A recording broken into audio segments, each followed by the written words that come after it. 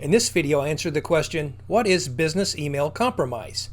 This video was brought to you by the National Cybersecurity Training and Education Center out of Whatcom Community College. NCyTE Center and this material is based upon work supported by the National Science Foundation. My name is Philip Kreger. I'm a professor of cybersecurity at Embry-Riddle Aeronautical University in Daytona Beach, Florida, and also a co-PI of NCyTE. Each year, the FBI puts out an internet crime report.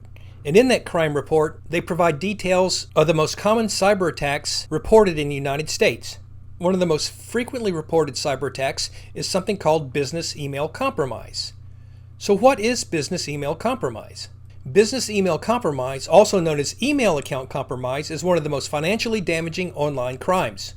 It exploits the fact that so many of us rely on email to conduct business, both personal and professional. So in business email compromise, malign actors, that is hackers or cyber criminals, send an email message that appears to come from a known source making a legitimate request. Examples of business email compromise include when a vendor with whom your company regularly deals sends an invoice with an updated mailing address. Or a company CEO asks her assistant to purchase dozens of gift cards to send out as employee rewards. She asks for the serial numbers so that she can email them out right away. Or a home buyer receives a message from his title company with instructions on how to wire his own down payment.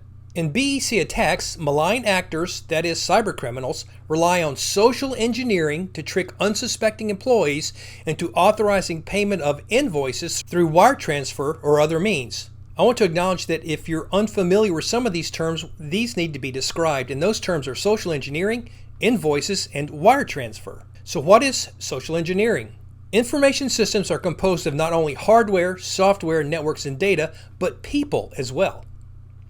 Malign actors exploit weaknesses in the psychology of human users to influence them to do something that allows the actor access to information or to computer systems.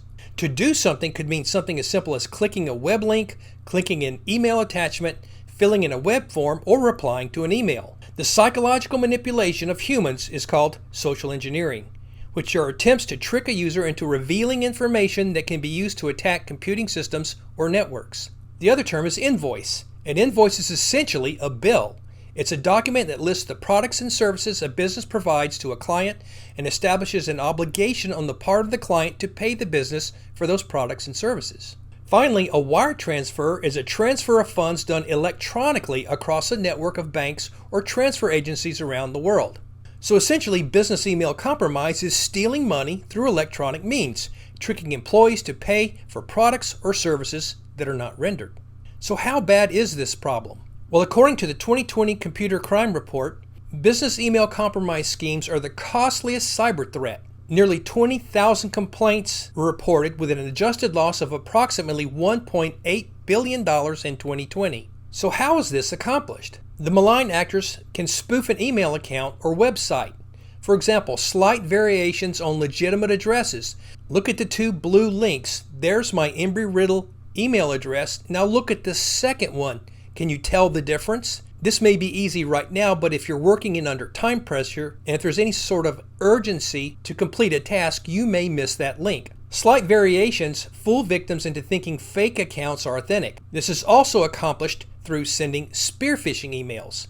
These are messages that appear to be from a trusted sender to trick victims into revealing confidential information. That information lets malign actors access to company accounts, calendars, and data that gives them the details they need to carry out the schemes. And finally, through malicious software, which is commonly called malware. Malware can infiltrate company networks and help malign actors to gain access to legitimate email threads about billing and invoices.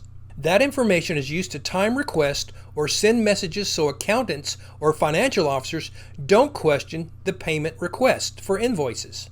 Now let's look at this step by step. The first step is for the malign actor to identify a target. Organized crime groups target U.S. and European businesses exploiting information available online to develop a profile on the company and its executives.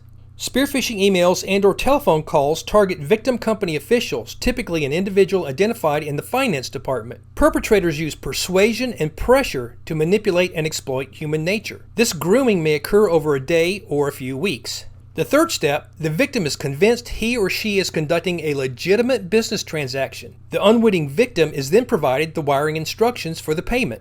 And finally, upon transfer, the funds are steered to a bank account controlled by the organized crime group. Also, perpetrators may continue to groom the victim into transferring more funds if the first transfer was successful. Now here's an actual example of a business-savvy person and company being fooled by cybercriminals. In early 2020, Shark Tank judge Barbara Corcoran lost almost $400,000 through this type of attack. A malign actor pretending to be Ms. Corcoran's assistant emailed an invoice for a renovation to Ms. Corcoran's bookkeeper. The bookkeeper wired the funds, the $400,000, to an account that was specified in the email. However, the email address did not belong to her assistant, as the malign actor had imitated her assistant's email address by misspelling it by single letter. The mistake was not identified until the bookkeeper emailed the assistant's correct address for a follow-up. The business owner acknowledged that she would not be able to recover the lost funds. Now the FBI points out there are actually 5 forms of business email compromise. The first is called the Bogus Invoice scheme. This is when malign actors pretend to be suppliers who request a wire transfer of funds to an account owned by the actors, which we saw in the previous example with Ms. Corcoran. Second, CEO fraud. Posing as the company executive, the malign actor sent an email to finance department employees requesting wire transfers to an account owned by the actors. The reason this works is because there is an appeal to authority. You have a lower level employee receiving an email from a CEO, and so the lower level employee feels obligated to make the payment. Third, there's something called account compromise. A company executive's email account is compromised, for example, through social engineering, by malign actors who then send emails requesting payment of invoices to suppliers listed in the company's email contacts. Fourth, attorney impersonation. Malign actors pretend to be lawyers from a firm responsible for sensitive company business. And finally, data theft. Human resources employees are targeted and compromised, typically through social engineering, to obtain personal identifying information regarding key company employees and executives, which can later be used in further targeted attacks. The FBI has developed several recommendations to protect yourself against business email compromise. First, be careful with what information you share online or in social media. By openly sharing things like pet names, schools you attended, links to family members, and your birthday, you can give a scammer all the information they need to guess your password or answer your security questions. Don't click on anything in an unsolicited email or text message asking you to update or verify account information. Verify the company's number on your own. Don't use the one a potential scammer is providing in the email. And call the company to ask if the request is legitimate, that is, verify it. Examine the email address, URL, and spelling used in any correspondence. Scammers use slight differences to trick your eye and gain your trust, just as we saw in the example previously discussed about Ms. Corcoran. Be careful what you download. Never open an email attachment from someone you don't know, and be wary of email attachments that are forwarded to you. Set up two-factor or multi-factor authentication on any account that allows it, and never disable it. For further information about two-factor or multi-factor authentication, please see the video I've created that describes how multi-factor authentication works. Verify payment and purchase requests in person if possible, or by calling the person to make sure it is legitimate. You should verify any change in account number or payment procedures with the person making the request. Be especially wary if the requester is pressing you to act quickly. If you haven't seen my 3 social engineering videos, I would suggest that you view those, because a lot of what we've covered in the FBI recommendations I've already covered in the social engineering videos.